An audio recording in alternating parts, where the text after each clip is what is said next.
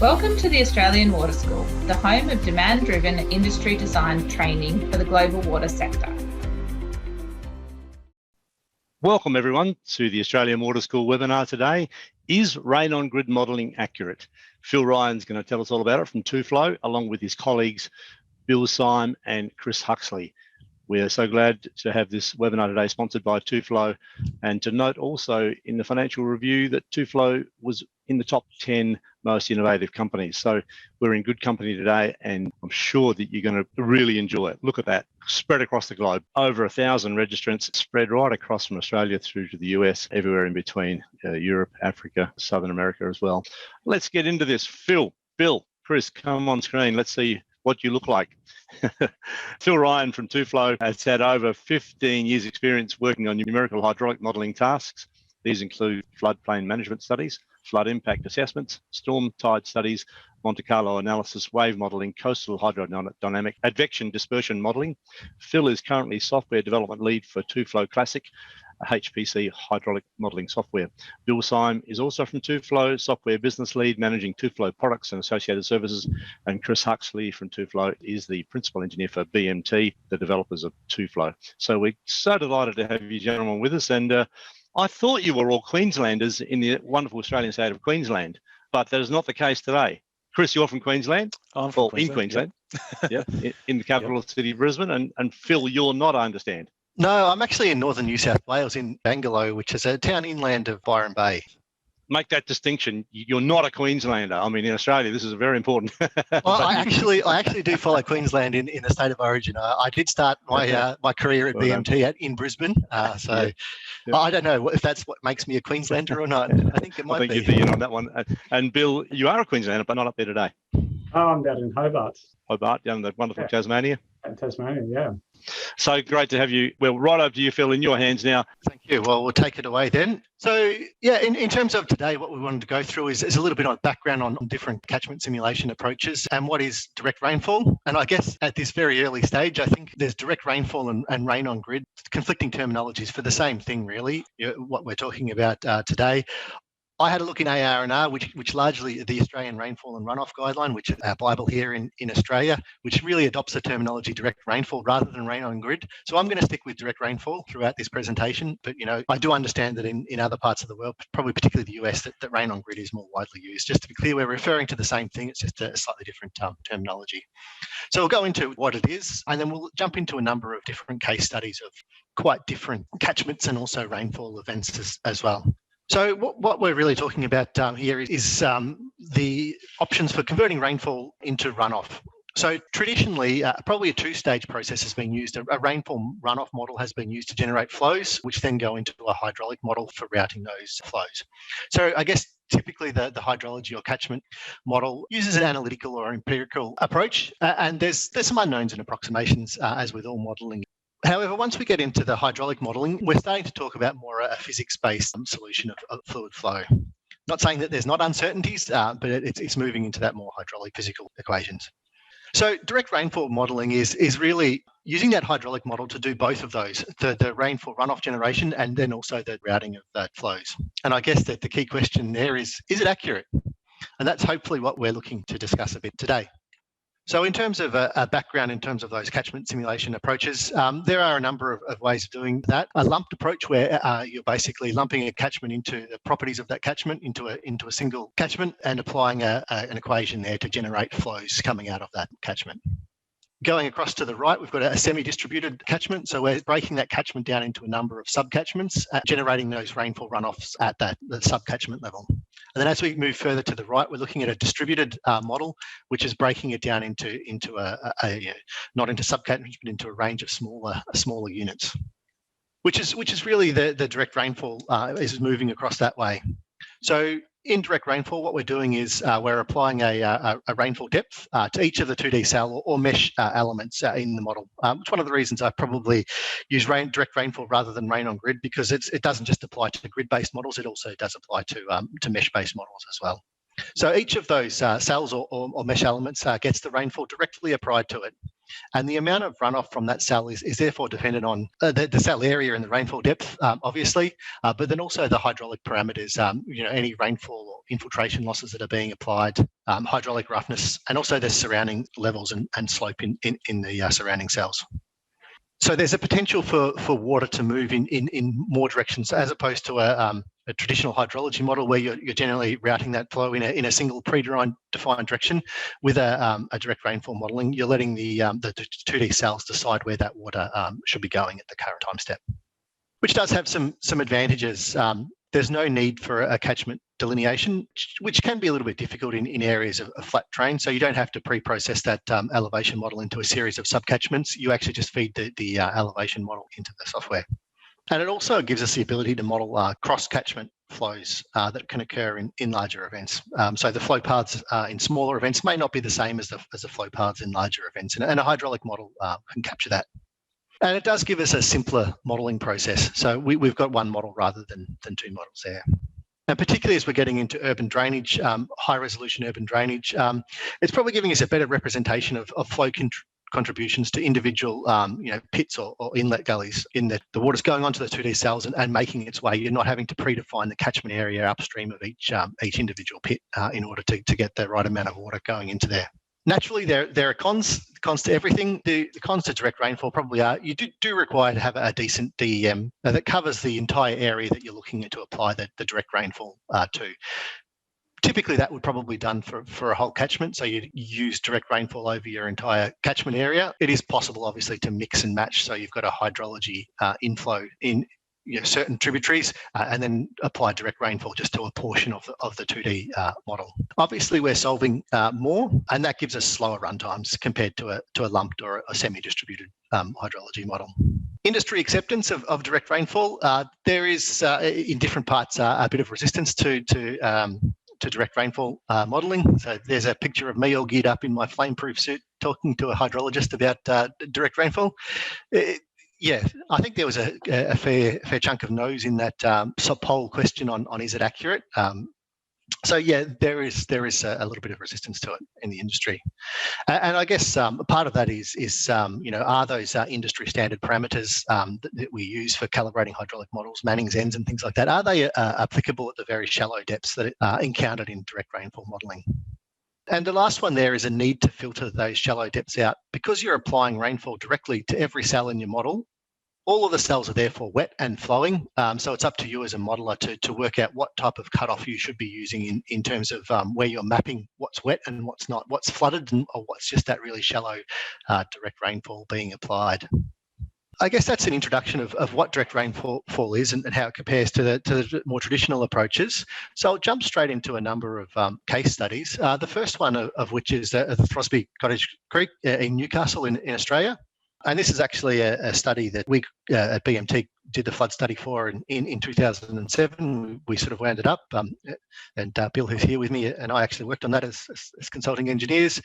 And it was a detailed flood investigation using the standard, the New South Wales flood management guidelines, so data compilation and review. And we basically developed and calibrated both hydraulic and hydrologic models, and then running the range of design events and mapping and things like that. What was notable about that is it had a really good calibration data set, especially for the 1990 flood, and it also had really good input data sets. So when we started looking at models to benchmark, that one sort of jumped back to us, as having a good data set to look at. So a little bit about the catchment. The Throsby Creek covers a significant portion of the city of Newcastle in Australia, as opposed to the Newcastle in the UK, which has a population of about 450,000. And you can see from the aerial imagery in the right there, it's a highly urbanised catchment, and it's quite heavily engineered as well. So most of the main channels are concrete trapezoidal or rectangular channels with large numbers of culverts in it.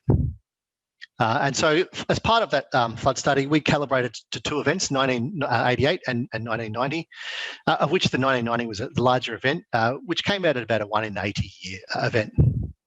And actually, following our study, there was another event in 2007, which was also a bit larger as well. Looking at the data that we had available for there, it's a really nice DEM for that. So it was a high resolution photogrammetry, and stamped into that, the field surveyors went and took longitudinal survey along all of those open channels, so centre lines and the toe of the trapezoidal channels and things like that. So we had really high resolution data in the channels, as well as for the structures as well. And that's an example of what the DEM looks like in those concrete channels. And detailed land use mapping as well. So as part of that study, what we did was create a hydrology model. So this is work that was done back in probably pre-2007. And it was a detailed WBNM model, which is one of the hydrology model packages used here in Australia, which is a semi-distributed approach, where we broke that catchment down into 198, so almost 200 sub-catchments, for which each of those we're applying the typical hydrology parameters, catchment area, percentage impervious, some lag parameters and things like that. And there's 135 different flow paths in there to route that through the hydrologic model. So jumping back to the hydraulic model, so two-stage modelling process originally. So we were using TUFLOW for the hydraulic modelling with a 10-metre cell size. And so the greyed area on the map there is our 2D area. The various line work is our open channels for bridges and culverts and pipes. So this was done with a 1D, 2D coupled model. So 1D open channels, and as shown there on the bottom of the screen, linking to the 2D for the overbank areas. And that's an example of some of our mapping output for that study. In terms of the data available, there's actually 11 pluviographs recorded the 1990 flood. Sadly, there's actually another gauge at New Lambton, which actually sits in the catchment area as well, which failed during the event, which is sometimes the case with gauges. They give out when you need them most. But it's still a good coverage of pluviographs, and we can see there that the rainfall for the event, we're talking about sort of 370 to 450 millimetres over a couple of days, and most of that actually falling in the latter 36 hours. So quite a significant rainfall event. And 3 in-bank stream gauges shown there on the map as blue dots, which is pretty rare for urban catchments, at least here in Australia, and a range of flood marks as well throughout the floodplain. And they were actually split into 4 different classifications based on how accurate they were believed to be. So in that first category, grade 1 marks, we had 27 of those. So an example of that would be a high water mark recording in a building. Grade 2, less of those, thought to be reliable debris marks. And then once we get into grade 3 and 4, they might be reliable observations, but either not at the peak or the grade 4 ones were more observations that we had less confidence in. So throughout this presentation, I'll mainly focus on the 27 grade 1 marks because they were thought to be really high quality flood marks.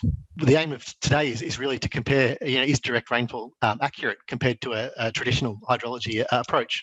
So what happens if we replace that hydrology model with a direct rainfall? So the process we went through is to update the 2007 model to the latest, greatest version of TUFLOW. We also switched from the TUFLOW Classic with a finite difference CPU-based solver to TUFLOW HPC, which is a finite volume GPU-based solver. And what we did was compare the results back to that 1990 flood calibration. So we didn't actually go through a detailed recalibration process.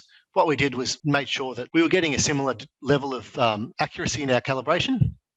So for the 3 gauges there, this is with the original model results. So this is with the 2007 model results, the calibration time series over there. And a couple of photos of that event. So I've made a note there in blue that the Bates gauge, which is the blue gauge, it's thought that the recorded levels were too low, but the shape is reliable. The recorded levels actually don't match with the surrounding high quality marks. So we think that the timing is correct, but there's question over the actual level that gauge was reporting. But there's also a good evidence that the very high velocities in those channels, as you can see from the photos and some of the damage that was done. Adding on a next line, so that's the same model with a hydrology inflow, just running with the latest version of TUFLOW and the update from the TUFLOW Classic to the TUFLOW HPC. So not a huge change in the results there, a little bit of change in the time series. If we go to looking at a histogram of those flood levels, the 27 grade 1 flood levels, that's the spread that we've got. So on the left-hand side was the original 2007 data set. On the right-hand side is the revised one. So a very similar actual level of calibration in terms of those peak water levels, similar in terms of mean, median, and also a root mean squared error. So we were pretty happy that we hadn't, by changing the software, we hadn't adversely affected the calibration. So we basically went ahead with no changes to the model apart from a software update. And so we took that as our base case as the hydrology model, the latest version of TUFLOW. And then what we did was extend that 2D model to cover the whole of the catchment, to remove those hydrology inflows and to replace those with a direct rainfall. So in this case, in the bottom of screen, we're actually going from the 2D model area covering just the lower parts and omitting the steep parts of the catchment to covering that whole catchment. And we applied a direct rainfall based on an inverse distance weighting interpolation from those 9 rainfall gauges that I specified. So on screen now is the hydrology, the calibration of the model to the time series for the hydrology approach. And in the darker colouring is actually the direct rainfall. So if I jump between those, actually probably caught me by surprise. This one is that it even with no changes to the model, apart from replacing the hydrology with a direct rainfall, we're actually getting a pretty consistent calibration. And once again, if we go to looking at the histogram of the differences in those level 1 marks, pretty similar level of calibration. Our root mean squared error is actually very slightly decreased. Looking at the time series, I probably think that the time series were a little bit nicer in the original approach. But in terms of peak water levels, it's actually doing a really good job with no other changes. Moving on, one of the things that one of the main land uses in that catchment area was urban block. So urban blocks were classified in together. We didn't have that level of land use definition where we had individual houses and driveways digitised separately. It was digitised at a block scale, so urban blocks. And the original model was calibrated with a Manning's value of 0.3 to account for the blockages from buildings and fences. So of note, the roads were modelled separately with a typical low Manning's N, but for those urban areas, quite a high Manning's was used. But for direct rainfall, we probably want a more rapid runoff from those urban areas, particularly when it counts for where rain is falling on buildings and driveways. We would expect to see a rapid response. So 0.3 is probably too high for that. We also looked at depth varying Manning's. The reason that a high Manning's value was used initially was to stop having high flow paths through those urban blocks because of the fences and the buildings. So what we did was adopt a depth varying Manning. So a very shallow depth, it's actually very slippery, so water will run off those areas quickly. But once we get to higher depths, and if those urban blocks become flow paths, the Manning's actually ramps back up to give it a quite resistant to flow. So in that case, there's the original case with a Manning's N of 0.3. And if I jump to the next slide, we've got that depth varying. So by putting in a depth varying Manning's, we are getting a nicer shape matched to those to the shape of the recordings, particularly on these rising and tailing limbs, but not a lot of difference in terms of the peak water levels in this case. So yeah, very similar in terms of the peak water levels between the two. So that's probably where we'll leave that highly urbanised catchment. So we think that with direct rainfall produced a really similar quality calibration to the original study, which used a hydraulic model with no other changes apart from the rainfall, which caught me by surprise. I thought we would probably need to do a bit more tweaking of Manning's and things like that to get a similar level of calibration. I think that demonstrates that for a direct rainfall for this particular case is certainly a valid approach.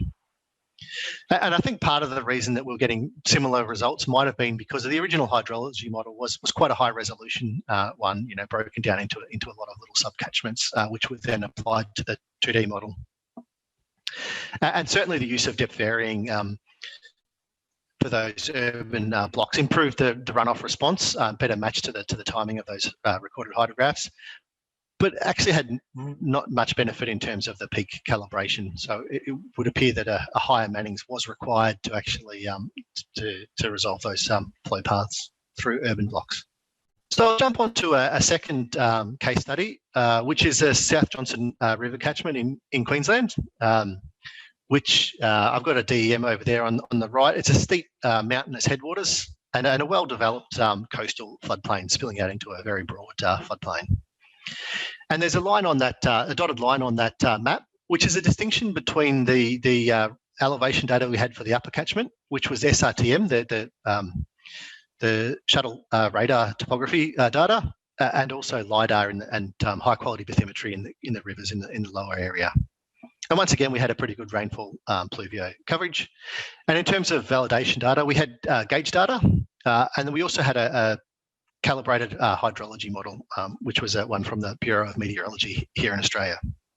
In terms of the upper catchment and that SRTM data, what we found when we started running the model was that coarse resolution of that SRTM data was causing artificial storages. We weren't seeing as much rainfall running off that upper catchment. So we actually tested 4 different treatments of that SRTM elevation data. So the first case, we just read the DEM, the elevation model, directly into TUFLOW with no other changes. The second case, we put break lines. In TUFLOW terminology, we probably refer to these ones as gully lines. So they're enforcing flow paths to make sure we've got a continual connection. The third case is a pit filling. So we actually ran that DEM through a pit filling process in a GIS package and used that in the model. And the final case is a pit filling as well as those break lines to ensure the flow paths. I'll jump to some results for the time series there. So that's what we're seeing. So in this case, we've got 100 metre TUFLOW cell size, and we've got subgrid sampling, which I'll talk more about later on, turned off at this stage. So with untreated DEM, we're really not getting a great rainfall runoff response at all.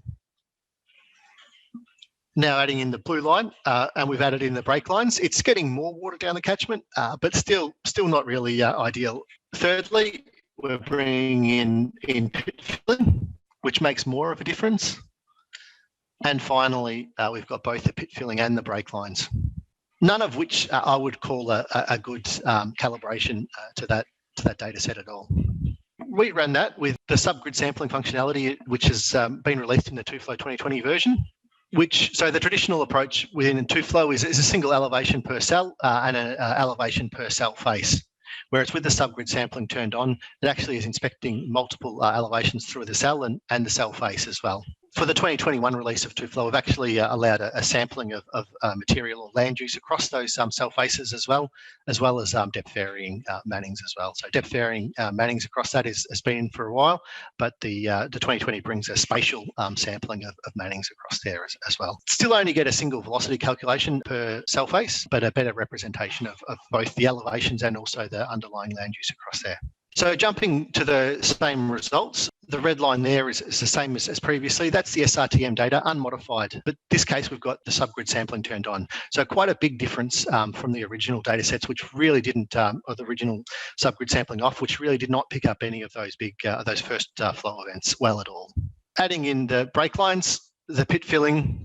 So these are making less difference now with the SGS, but they are still actually making a difference there. So there certainly is a need, particularly where you've got very coarse elevation data, to maybe do some pre-treating of that if you're going to be using it for direct rainfall.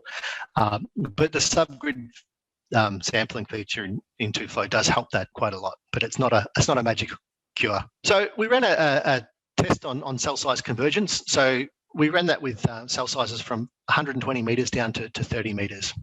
So as that cell size reduces, what we would expect to see is those results converge to a consistent answer. And it's a really good quality control task for all 2D, 3D models, is to look at mesh or cell size convergence. And it also helps us to work out what the largest cell size we can get away with. Obviously, there's a trade-off between runtime and cell size. So if we know we can get consistent results at a larger cell size, we can certainly do a lot of our calibration at that coarser cell size with faster runtimes. So in this case, looking at the 30 metre cell size, and the 60 metre cell size, we're not seeing the big differences that we were seeing in the SGS. Sorry, this is the SGS off. So we are seeing big differences there in terms of those results between those cell sizes. As we get down to 90 metres and down to 120 metres, we're really not capturing those flow peaks as well with the coarser cell size. If we jump across to subgrid sampling on, we've got the 30 metre cell size there, adding in the 60 metre, and now we're seeing little difference, much less difference in those results. Adding in the 90, and we're still getting a similar flow peak there at the main peak of that flood event. It does drop down a little bit with that 120 metres cell size. So that model was running for 27 days of simulation time, so a very big catchment with long duration rainfall events and long runoff times. Comparing the run times of those and numbers of cells, at 120 metres, we have 47,000 cells in that, and the run times are on the order of minutes. 4 minutes for the SGS off case and 6 minutes for the SGS on case. And they're run times for a single Titan graphics card, which is originally released in 2017. So it's a decent card, but it's not the latest and greatest. We'd probably see those run times hopefully halve if we could get our hands on a 3090, which seem to be very, very rare at the moment. And of those, for the SGS off, we really needed to be down at that 30 metre cell size to be able to get that rainfall runoff response looking reasonable. Whereas with the SGS on, probably I would have been happy with 90 metres or less. I think the 30, 60 and 90 all gave pretty consistent results there. So we can get away with that, and run times of 10, 12 minutes to run almost a month worth of data through is not too bad. So once we had a model that we were happy with the cell size and our approach, we looked at infiltration and how we can get those losses into the system. So there's a number of different ways we can apply those. So we looked at soil infiltration. So that's applying that infiltration on any wet cells. So once a cell becomes wet, it can start to infiltrate water in. And we've done 3 different approaches for that. An initial continuing loss method. And in this case, because we're running such a long, almost a month's worth, we've actually set that initial loss to 0. It only affects the very start of that hydrograph. A Horton infiltration, where we have an initial, a final and a decay rate, and also a green amp type loss, where we've applied a clay loam soil. And the last one in there is actually a rainfall excess test. So in that case, the rainfall is actually removed, the losses are removed from the rainfall before that rainfall is applied to the 2D cell size, 2D cells. And we've adopted the same losses as for the soil infiltration. We've used 100 metre cell size. I didn't actually show that in my cell size conversions, but it gives quite similar answers to the 90 metre. So we're happy with that. Gives us nice quick run times. So having a look at the effect of that rainfall loss method, green amps, initial and continuing loss on the soil type, and a rainfall loss being applied. So we can actually see that applying that rainfall loss to the rainfall, it's essentially a rainfall excess, gives a higher flow rate that does the same infiltration rate applied to the soil, because the soil will keep infiltrating that water out even when there's no rainfall. As long as those cells stay wet, it will continue to infiltrate. So that's why we see a slightly higher flow hydrograph for that rainfall excess approach. Obviously, we've sort of dialed those in to give roughly the same peak flow. Obviously, that you've got a lot of calibration knobs to turn, if you're changing your soil types and things like that in order to match those flow records. I guess the key question is probably, how does that compare with a calibrated hydrology model? So in this case, comparing back to a semi-distributed URBS model. So over in black there on the screen are the URBS hydrology sub-catchments. So there's about 20 or so sub-catchments upstream of that rain gauge. And in this case, in red, we've got the flows from the hydrology model, comparing that to the flows in blue for the direct rainfall model. That's at 100 metre cell size with the SGS turned on. I'd probably argue there that the direct rainfall actually produces a superior calibration to that semi-distributed model. The run times for that, it's probably 10 minutes or so for the TUFLOW model, is probably seconds for that hydrology model. But of note is that SGS subgrid sampling really is essential to get that conveyance coming down the DEM right. And the SGS also gives us excellent cell size convergence. And allows us to use larger cell sizes and therefore faster run times. but it won't make up completely for DEMs that are coarse or inaccurate. So, we had to do some massaging of that pit filling and enforcing of break lines in the SRTM data in order to be able to get that looking reasonable. So moving on to the third and final catchment. So this is actually a small research catchment in Wales where there's actually control weirs in those locations shown in blue. So there's actually 3 weirs. So to get a good recording of flow with a known sort of water level flow relationship. And there's a rainfall pluvio in the middle of that catchment. And it's quite a small catchment, as you can see, from the 1 kilometre scale bar. Orders of magnitude different in terms of the last model that we just looked at. And the focus of the calibration that I'm going to present is actually really all at the downstream gauge, which is Keffenbrunn. So apologies for anyone who knows Welsh at all. I probably murdered that pronunciation. It's a predominantly grassland land use in there. There's actually 2 different grasslands that have been defined in there, an improved grassland and an acid grassland, which I'll show a bit later on. So as we did for the South Johnson catchment, we looked at a cell size convergence. In this case, we ran the model with cell sizes from 40 metres down to 5 metres, once again with and without subgrid sampling. In this case, we're looking at a smaller rainfall event. It's a 24-hour duration runtime. And once again, the runtimes are for the same Titan GPU card. Interestingly, for the smaller cell sizes, the SGS runtimes are actually slightly lower. And that's due, I think, in part to it being able to run with a slightly larger time step. But, in that order of magnitude of those runtimes, it could just also be numerical noise in terms of what else is running on that computer when we ran those benchmark models. As you start to get down to the high resolution cell size, we do start to see that SGS take a little longer to compute. So looking at cell size convergence, starting at the finest resolution here for the SGS off case at 5 metres, and that blue is there at 10 metres, reasonably consistent there. As we start to increase the cell size further, though, we're really not getting that initial response off that catchment. And by the time we move to 30 metres and 40 metres, we're really not doing a great job with direct rainfall approach. If we compare that to the subgrid sampling same cell sizes, 5 metres, 10 metres, 20 metres, 30 metres, and 40 metres. So really good cell size convergence there. So I'd argue that we could probably run that model happily with a 40 metre cell size and get very similar answers to the 5 metres. And the run time for that 40 metre cell size was 10 seconds or something like that. So quite fast. So the primary land use in that catchment highlighted there is actually the acid grasslands, which is highlighted there in yellow. And we did actually test a range of Manning's N values and also Manning's N approaches for getting that right. So the images that I've been presenting so far actually have had a fixed Manning's value of 0.3, which is probably higher than I would expect for that grassland type approach. Maybe in post-COVID world, we'll be able to get out there and have a site visit to actually have a look at what it looks like out there. But I would expect that a Manning's value of say 0.06 would be more applicable to that grassland. And that's shown there in blue. So that's if we had a Manning's value of 0.06, which is probably more in the lines of what I'd expect.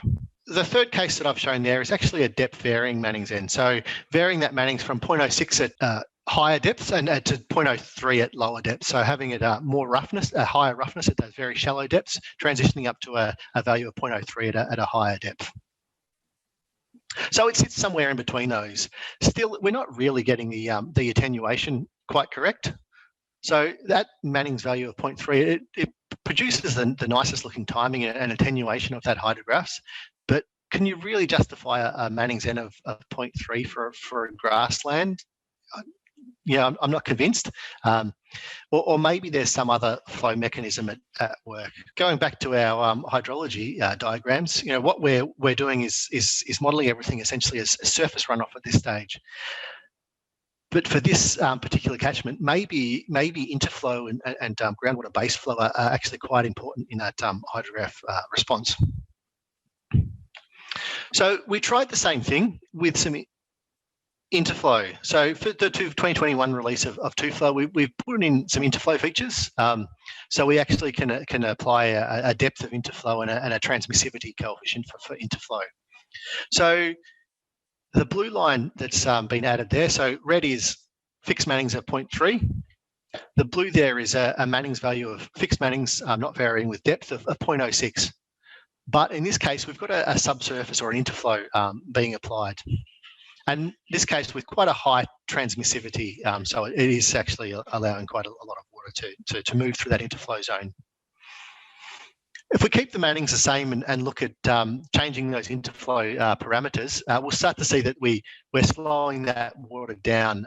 And with that last case there, with the lowest transmissivity, we're starting to lose that hydrograph shape in between those two rainfall peaks, but doing a nicer job on the receding limb. Back to the age-old question: how does it compare with a calibrated hydrology model? In this case, we've compared back to our RefH2 model, which has been prepared by my colleague in the UK. So thanks, Duncan. Which is a lumped model, so it's a single essential catchment above that gauge, and it produces that flow hydrograph coming off that. In this case, the orange is the RefH2 model, and red is the TUFLOW model. In this case, I've picked on the fixed Mannings value. I think we probably give a nicer shape around the peaks of that. But that was for quite a large rainfall event, even though the rainfall intensities are probably a lot less than what we're used to seeing here in the east coast of Australia. What about if we look at a longer term simulation? So we've got quite a lot of data for this catchment. So we looked at a 20-day simulation over a period with multiple rainfall events in there. In this case, we've now got the black dots obviously being the observed data, and we've got the RefH2 hydrology model in there. So it's actually doing a pretty good job of capturing those. If we look at that fixed Mannings, which I showed in the same colour on the previous shorter duration event, where we were getting a nicer calibration. In this case, with no interflow turned on, we're really not getting a great calibration on those receding limbs. So we're doing a reasonable job of matching some of the larger peaks, but probably not on the smallest peaks, and certainly not on the receding limbs. The blue case that's just been added now is that same Mannings value, but with an interflow being applied, so a low transmissivity interflow, which is doing quite a nice job to matching the shape even throughout the receding limbs as well as the peaks. And probably moving to something that we're a little bit more comfortable with is a Mannings value of 0.06 and an interflow term turned on. We're getting those smaller peaks. So I think in the previous case, we're starting to miss some of these small, sharp rainfall events that occurred between there. We're not getting some of that response in the catchment. As we move to faster interflow, we are starting to see those responses as well. Rainfall intensities are certainly a lot lower than we expect to see here in Eastern Australia, which, based on the spread of the people in this webinar, most people actually aren't from Eastern Australia. Quite a low rainfall intensity. When we applied that continuing loss without any interflow, it really did show that there's too little water in the system over a longer period. If we do run a case with no rainfall, soil or excess rainfall losses, we overestimate the peaks, but we get a poor response on that receding limb. And so I think for this particular case, interflow base flow components are actually pretty important for this particular case study, and probably are essential for that longer term simulation approach. So we have been building those into the 2020 version of TUFLOW. So I think we were able to get a good calibration with that, with the caveats of using SGS again, because it really does provide a better conveyance for that direct rainfall, good cell size convergence, and allow us to run with coarser cell size. But we could only get that calibration with either a high Mannings N value. We could get a good match to the peaks and timings, or using a sort of an industry standing Mannings N of 0.06 and turning on some sort of subsurface interflow in order to get that slower interflow and base flow responses. And that certainly improved the calibration and catchment response after the peaks of the events. In conclusion, I guess, as always, calibrate wherever you can, and also test. So, all of this testing was done with essentially the TUFLOW HPC suite of software. So other software is likely to perform differently and have maybe slightly different knobs to turn in order to get calibration. So benchmarking and calibration is really essential.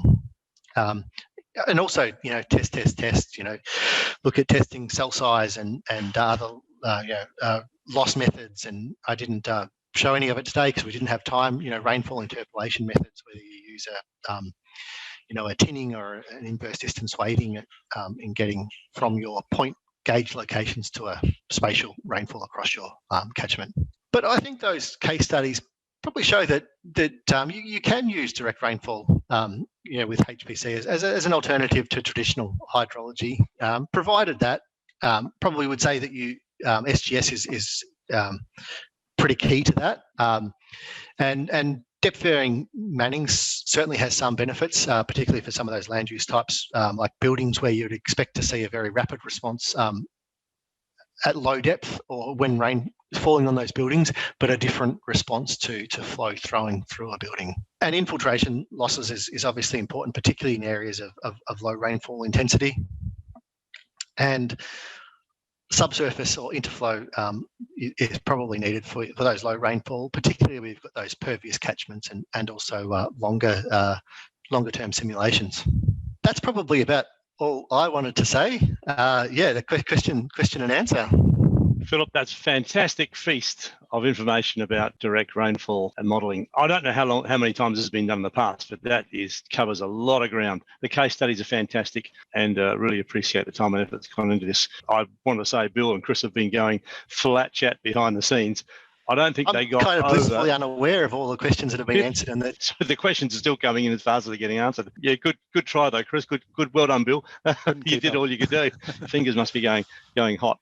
Let's get into this. There were two questions in there where people were asking specific questions related to the models, which I couldn't answer. So I just said, "Oh, look, we'll circle back to this in the question time." Do you mind if we cover those first? Yep. Yeah. Yep. Absolutely. Go for it. Phil, someone asked, were buildings included in the DEM for Throsby? No, they weren't. They weren't included as a building pad. Yeah, it was actually done at a 10 metre cell resolution. This is going back to it was done almost 15 years ago now. So at that 10 metre resolution, it probably is a little bit difficult to include those buildings and flow paths in between buildings, which is probably one of the reasons that we adopted an urban block. If we were to do that again now, we'd probably run with a much higher resolution version of that model, and we actually are using that model. The same model for looking at whether or not we need to use 1D in those urban channels. So whether we can actually get away with 2D cells across those channels, which are obviously not necessarily aligned to the cell direction and things like that. Where we're running it with a range of cell sizes that are much smaller, which would probably allow us to look at different building approaches. Very good. The other one, which I delayed till the question and answer time, was, what size SGS was adopted for this study? Can you remember what the resolution of the DEMs were that fed into those models? Because that would in turn define the SGS resolution. Yeah, we were. You can overwrite the subgrid sampling distance, to use a user set value, or if you don't, it's essentially using the DEM elevation. There actually was a range of different cell sizes for different data sets. So I think that for most of the South Johnson River, that was at 10 metre resolution. Parts of it, actually, the lower part, I think, was at 5 metre resolution. So we were using that for that sampling distance.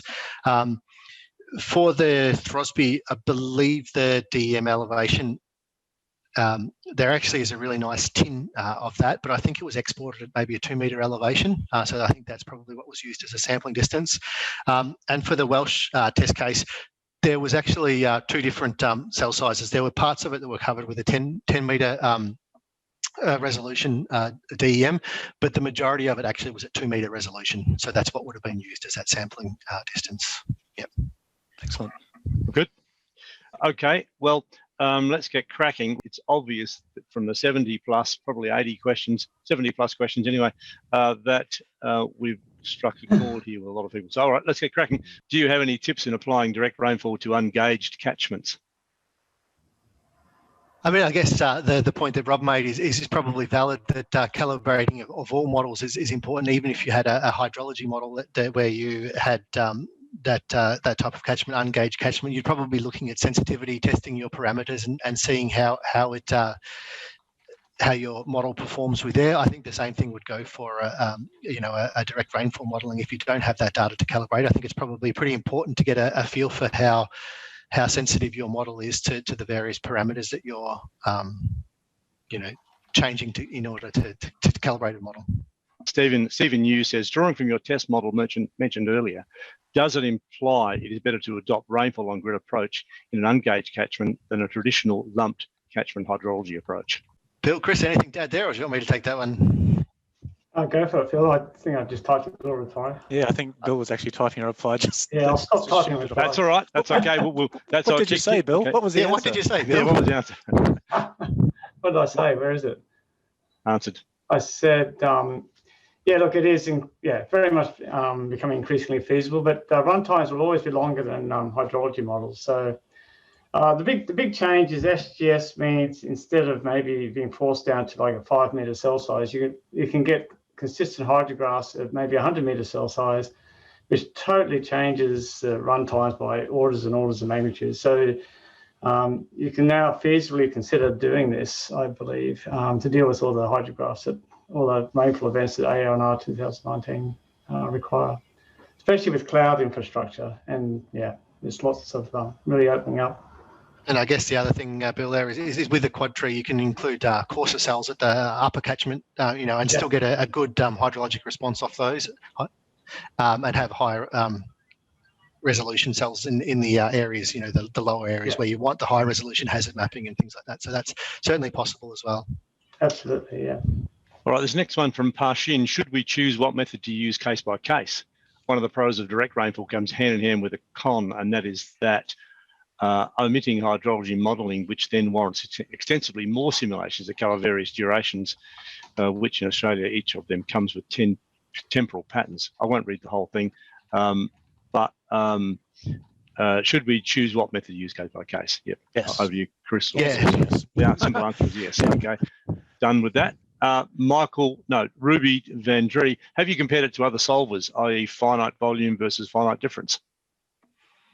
I guess the original test case, which was the Throsby test case, was done on a finite difference solver, so an implicit finite difference compared to the TUFLOW HPC, which is a finite volume solver, and we did see pretty consistent results across there. With exactly the same inputs and cell sizes and things like that. We did see that.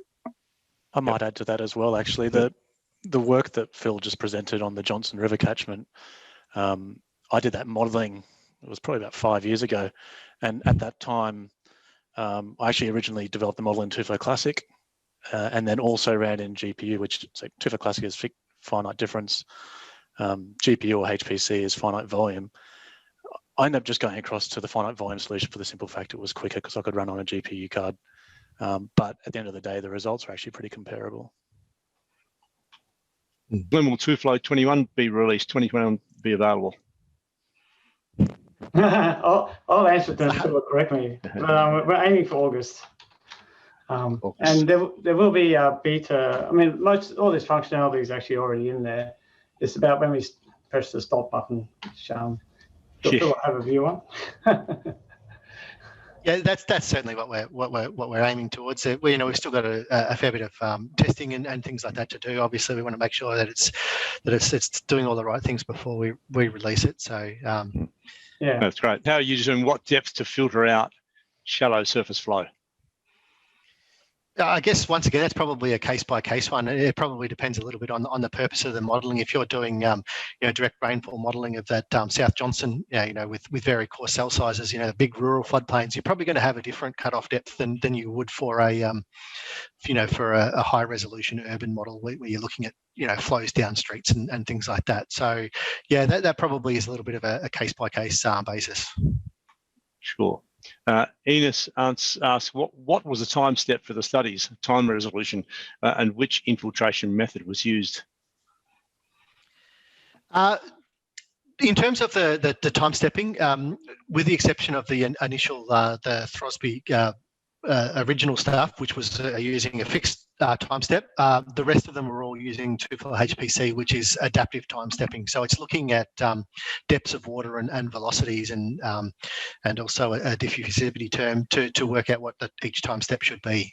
So it varied throughout the simulation. So obviously in periods where there was less water around, it would pick a time step that's larger, but after a heavy burst of rainfall, it will slow that down. Sorry, and I forgot the second part of that question. Yeah, I just pushed it across to answer, and I don't know where it went. Sorry about that. Memory like a sieve. No, that's all right.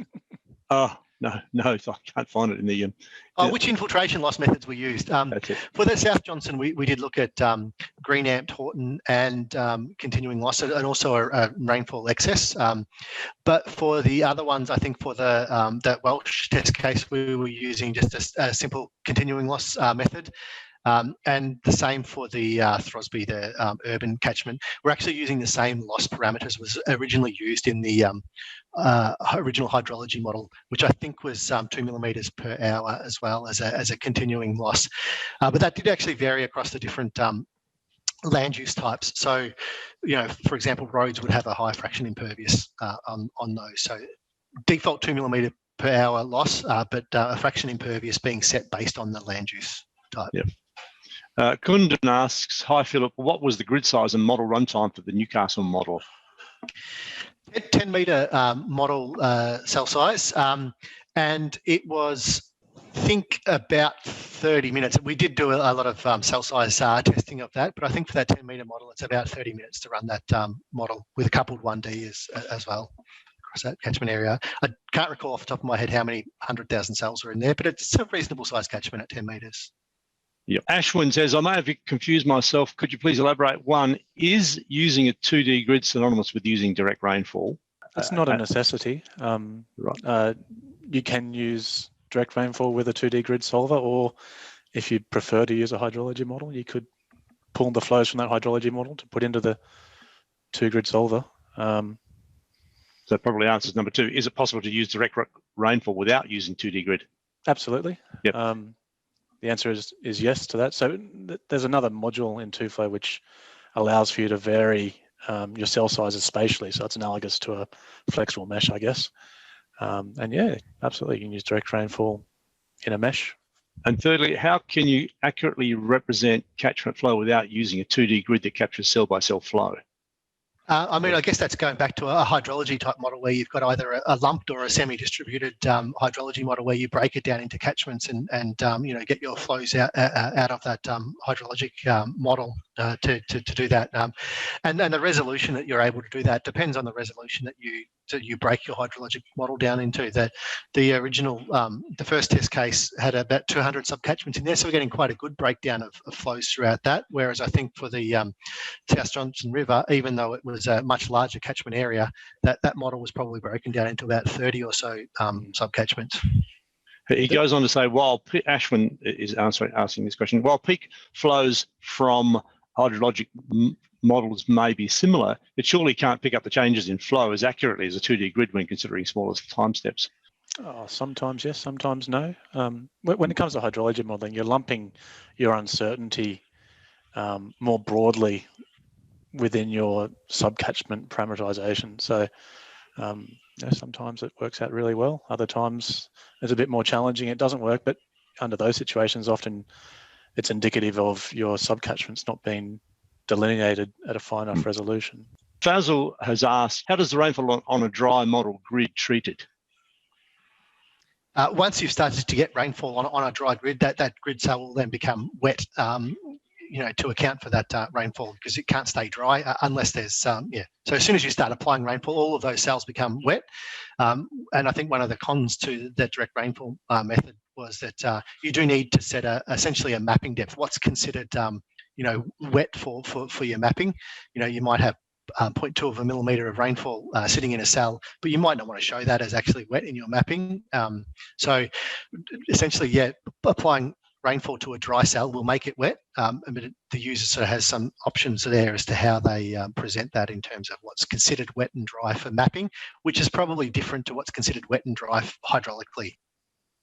Jeff asks, can someone please reiterate why depth varying manning didn't prove particularly useful?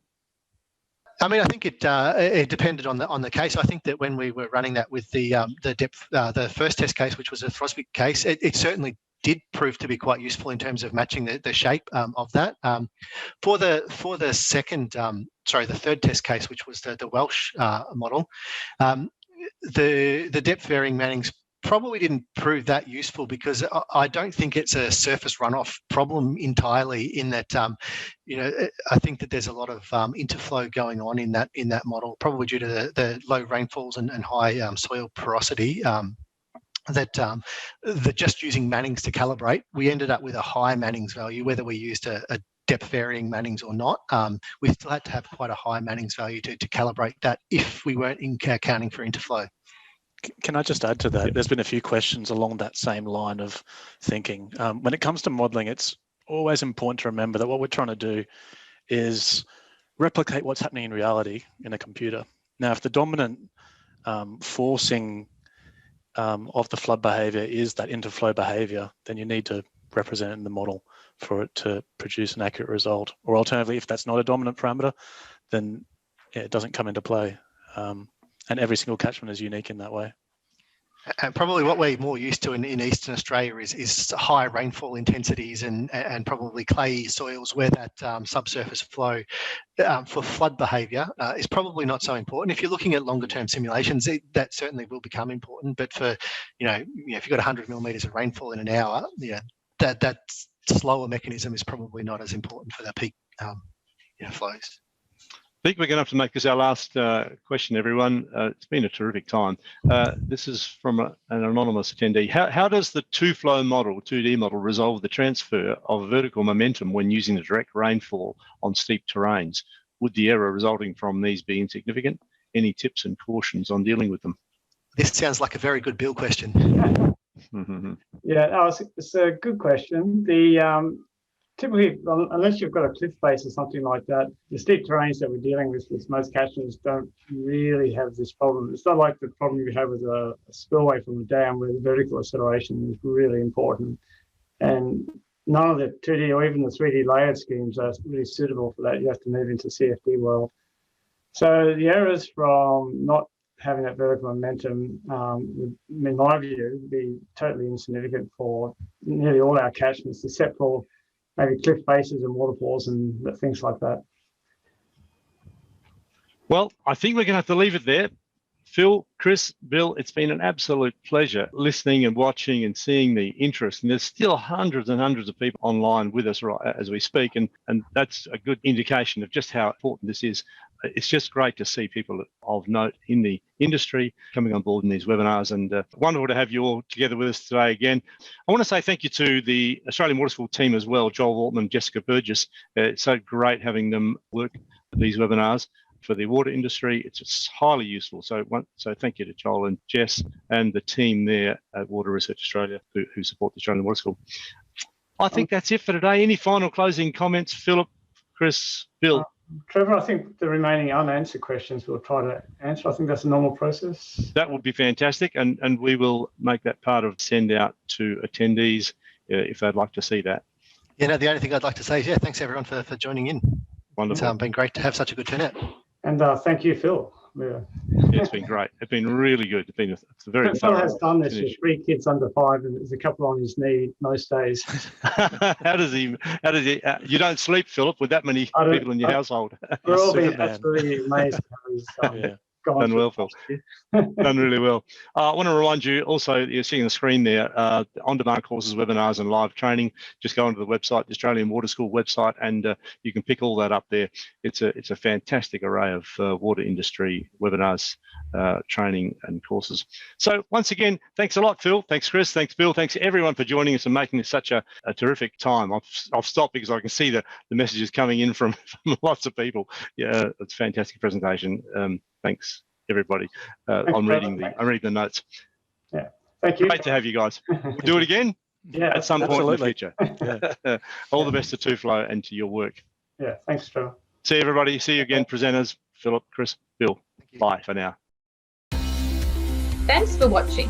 Subscribe by clicking the link below and click on the notification bell to stay up to date with new releases. For the latest in significant, innovative and critical advances in water science, technology and management, subscribe now. To build your skills, enhance your technical knowledge and learn from leading experts in water, visit theaustralianwaterschool.com.au and discover our online training courses, both live and on demand.